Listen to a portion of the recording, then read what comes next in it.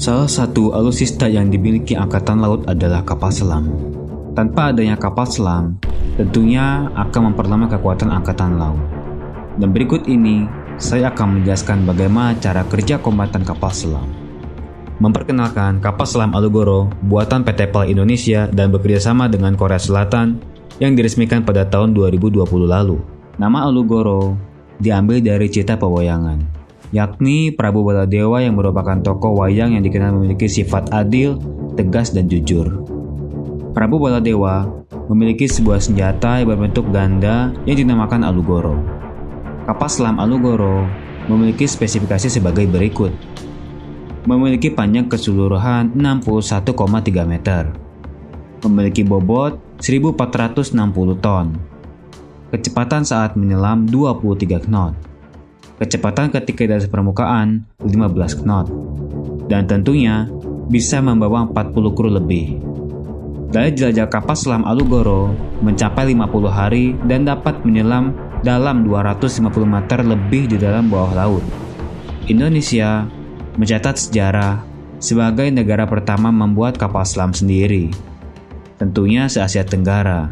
Dan Indonesia memiliki 4 kapal selam yang masih beroperasi di tahun ini, antara lain adalah KRI Alugoro 405, KRI Adedele 404, KRI Nagapasa 403, KRI Cakra 401. Pada video ini, saya hanya akan menjelaskan kapal selam KRI Alugoro 405 saja.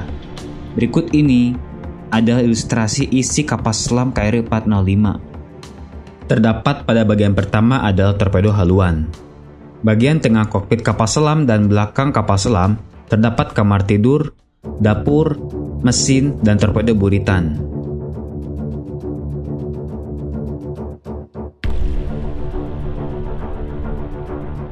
Jalur pengisian torpedo kapal selam sangatlah sederhana. Jalur yang digunakan adalah jalur pintu belakang dan pintu depan kapal selam.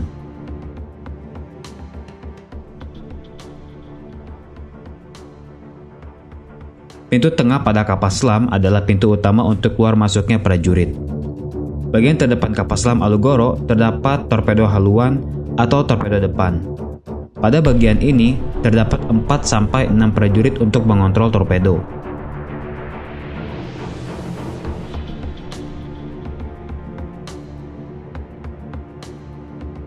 Pada bagian tengah kapal selam Alugoro terdapat room control. Pada bagian ini terdapat 11-18 prajurit.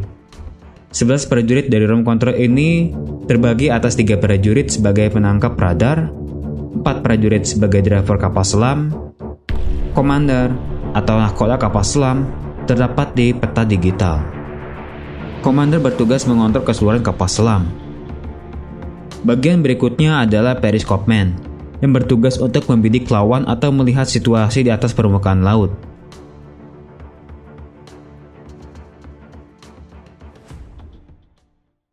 Periskop dapat berputar 360 derajat sesuai dengan kebutuhan penglihatan. Bagian terakhir pada room control adalah bidik hitung. Pada bagian ini, prajurit ditugaskan untuk mengukur kecepatan torpedo, pelepasan torpedo, bagian haluan, dan juga buritan torpedo. Pada room control, terdapat pintu masuk utama pada kapal selam. Pada bagian tengah kapal selam terdapat kamar tidur prajurit, yang masing-masing setiap kamar memiliki 9 tempat tidur. Bagian setelah kamar tidur adalah dapur. Di sini prajurit menyiapkan makanan dan minuman selama perjalanan kurang lebih 50 hari. Setelah dapur, bagian berikut pada kapal selam Alugoro adalah mesin.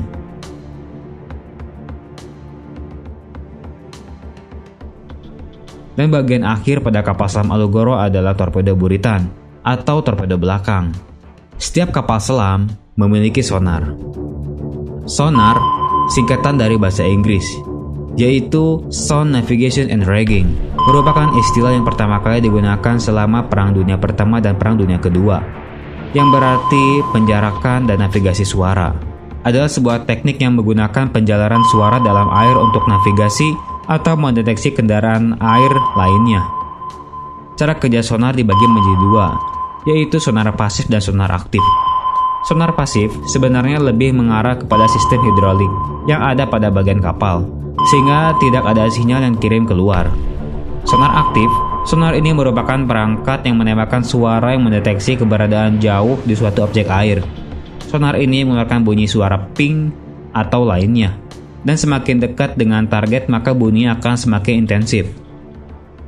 Saat melakukan kombatan torpedo, kapal selam akan memasukkan torpedo haluan di saat pengisian torpedo membutuhkan setidaknya kurang lebih 20 detik.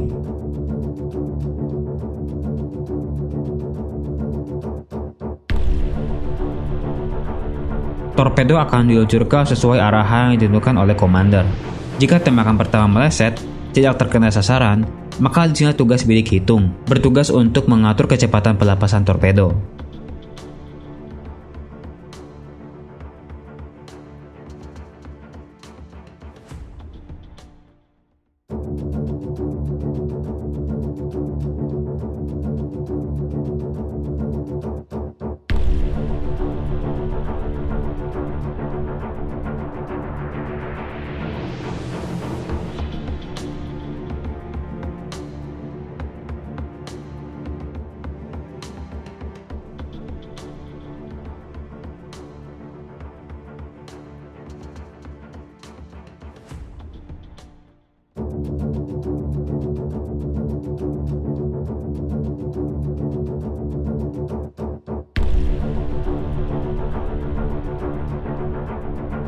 Peluncuran torpedo kedua akan menambahkan kecepatan torpedo sesuai dengan jarak sasaran yang ditempuh. Jika hal ini masih saja tidak terkena sasaran, maka komander kapal selam akan memerintahkan 3 peluncuran torpedo secara bersamaan. Hal ini dilakukan untuk meminimalisir melesetnya torpedo.